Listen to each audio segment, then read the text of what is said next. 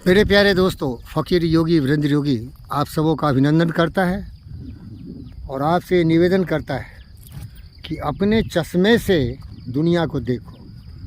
चश्मे का मतलब है कि ज्ञान का चश्मा। अपने विचारों को सत्य से जोड़ दो और जब सत्य का एहसास हो जाए तो सत्य, न्याय, प्रेम, शांति, अहिंसा, करुणा, दया, प्रेम के प्रवाह में बह जाओ। अगर तुम किसी दूसरे का चश्मा लगा लिए तो तुम्हारा चश्मा फिट नहीं होगा और सब कुछ धुंधला दिखेगा। धुंधला क्या होगा?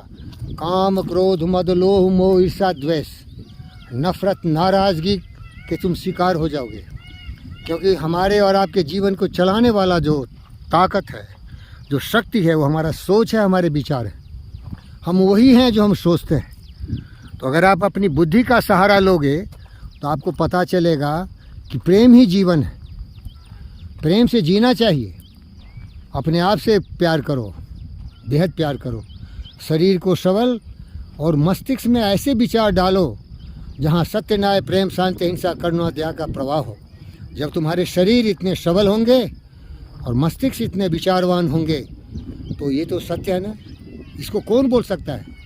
तुम्हें जीने के लिए शारीरिक बल चाहिए और तुम्हारे जो सचमुच मार्गदर्शन करने वाला है वो तुम्हारा सोच चाहिए। लेकिन कितने लोग हैं जो अपनी बुद्धि से दुनिया को देखते हैं, ये दूसरे के विचारों पर चलते हैं। हजारों बरस पहले जो कुछ बोल गया उसी को अभी भी याद करते हैं। ये धरती को अभी भी फ्लैट बोलते हैं। हर जगह देखो उनके विचार पर ये चलने वाले हैं। और इस तरह से अनेक ऐसे विचार हैं जो कि समय के साथ परिवर्तनशील हो गया। आज का विश्व शांति का उपासक है, क्योंकि ऐसे विध्वंसक हथियार लोगों ने बना लिया, atomic bomb, nuclear bomb, hydrogen bomb, कि पूरी दुनिया को चुटकी बजा के सर्वनाश कर सकते हैं। तो इसमें प्रेम ही ऐसा है जो हमें रोक सकता है। लेकिन पुराने विचार क्या थे? नफरत, नाराज़गी, हिंसा, हत्याएं, बलात्कार, दूसरे देशों पर हमला करना, दूसरे की माँ, बहन, बेटियों का इज्जत लूटना, उसके धन दौलत को हड़प के ले जाना। इतिहास के पन्नों में झांक के देखो, ऐसे दारिंदे, दहशतगर्द, ऐसे पाखंडी, ऐसे आक्रांताओं से भरा हुआ है भारत भूमि का इतिहास।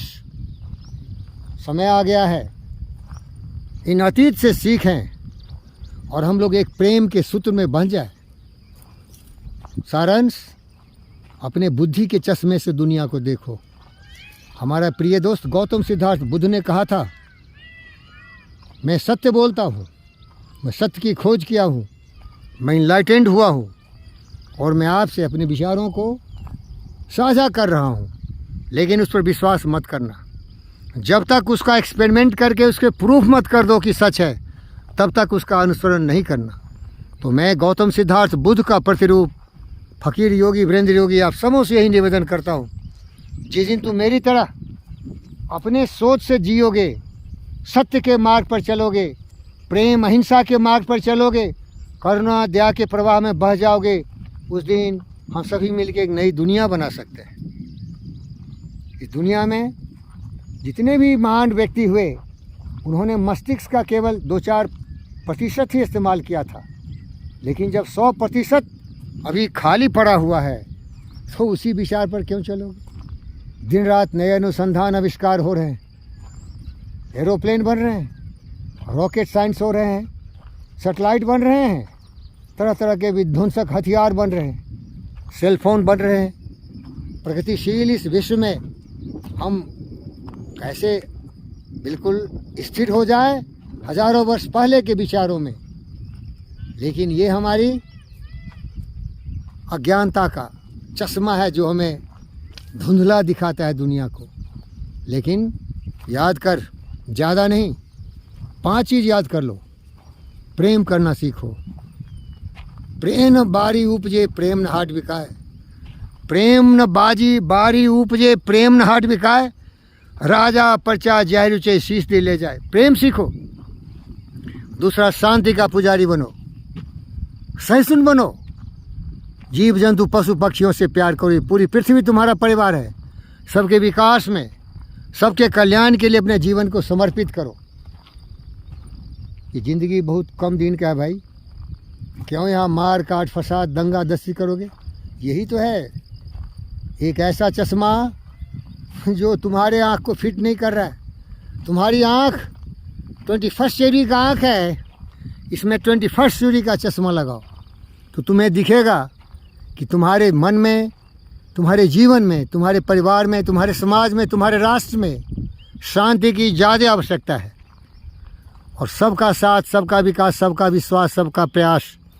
सम गच्छध्वम सम बदध्वम समो मानासि जानताम देवा भागमसा पूर्वे संजानाना उपासते। आओ हम सभी एक साथ मिल के आगे बढ़ें, एक स्वर में देशभक्ति की भावना से प्रेरित होकर अपने अपने शक्ति का विकास करते हुए देश की सेवा में समर्पित हो जाए। फिर हमारा देश हमारी आने वाली पीढ़ियों के लिए बेहतर होगा, जहाँ न कोई ईर्ष्या होगा, द्वेष होगा, कलह होगा, न नफरत होगा, न नाराज़गी होगा। सभी एक हिंदुस्तान के नागरिक होंगे, भाई बहन बेटी बेटे होंगे, जिनमें वैमनस्य नहीं होगी, क्योंकि उन्होंने धुंधले चश्मे को, हज़ारों वर्ष पुराने चश्मों को उतार दिया है। उनके विचार आधुनिक हो गए, वो सही सोचते हैं, सही दिशा में आगे बढ़ते हैं। प्यारे दोस्तों, मैं आप सबों से बेहद प्यार करता हूँ, लेकिन याद रखना मैं एक वैज्ञानिक हूँ।